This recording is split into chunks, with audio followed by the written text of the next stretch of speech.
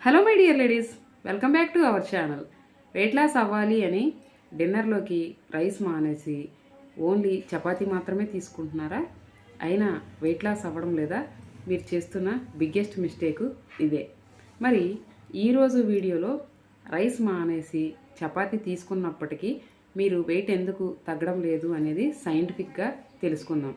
మరి అసలైన సీక్రెట్ అయిన ప్రోటీన్ని ఎలా యాడ్ చేసుకోవాలో కూడా తెలుసుకుందాం. ఇంకెందుకు మరి ఆలస్యం, లేట్ చేయకుండా వీడియోలోకి వెళ్ళిపోదాం. చాలామందిలో ఉండే ఒక బిగ్గెస్ట్ అపోహ ఏంటి అంటే రైస్ తింటే లావ్ అయిపోతాం, చపాతీ తింటే వెయిట్ లాస్ అవుతామని.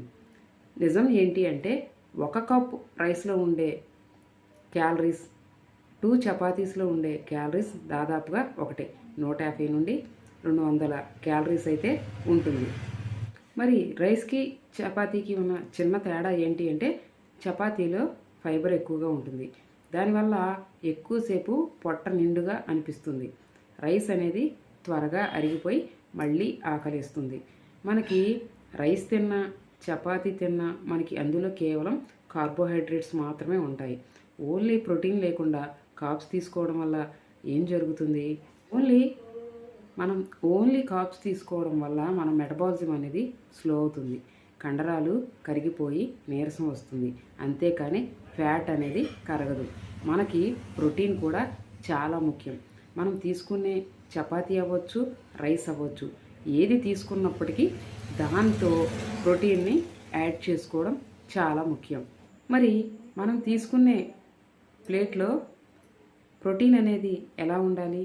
25% రైస్ కానీ చపాతీ కానీ తీసుకోండి, 50% వెజిటేబుల్స్ సలాడ్ తీసుకోండి, మిగిలిన 25% ఖచ్చితంగా ప్రోటీన్ తీసుకోవాలి. మరి ప్రోటీన్ వెజ్ అయితే ఎలా తీసుకోవాలి, నాన్ వెజ్ తినేవాళ్ళు ఎలా తీసుకోవాలో కూడా తెలుసుకుందాం. ఓన్లీ శాకాహారం తీసుకునేవారైతే పప్పులు, అలాగే పన్నీర్, పెరుగు, వెజిటేబుల్స్, ఫ్రూట్స్ వంటివి యాడ్ చేసుకోవాలి, స్వీట్స్ అలాంటివి. మరి నాన్ వెజ్ తీసుకునేవారైతే చికెన్, మటన్, ఫిష్, ఎగ్ ఇటువంటివి మన ప్లేట్లో యాడ్ చేసుకుంటూ, కాబట్టి మనకి రైస్ అనేది శత్రువు కాదు, చపాతీ అనేది అమృతము కాదు. మనం ఏం తీసుకున్నా దాంతో పాటు మనం ప్రోటీన్ని తీసుకుంటున్నామా లేదా అనేది చాలా ఇంపార్టెంట్. మనం పోర్షన్ కంట్రోల్లో ఉంచుకొని మనం తీసుకునే దాంతోపాటు ప్రోటీన్ని ఎక్కువగా యాడ్ చేసుకున్నట్టయితే హెల్తీగా వెయిట్ లాస్ అవ్వచ్చు, మనం ఫిట్గా ఉండొచ్చు. ఒక హెల్త్ కోచ్గా నేను మీకు తగ్గ డైట్ ప్లాన్ని ఇవ్వడానికి సిద్ధంగా ఉన్నాను.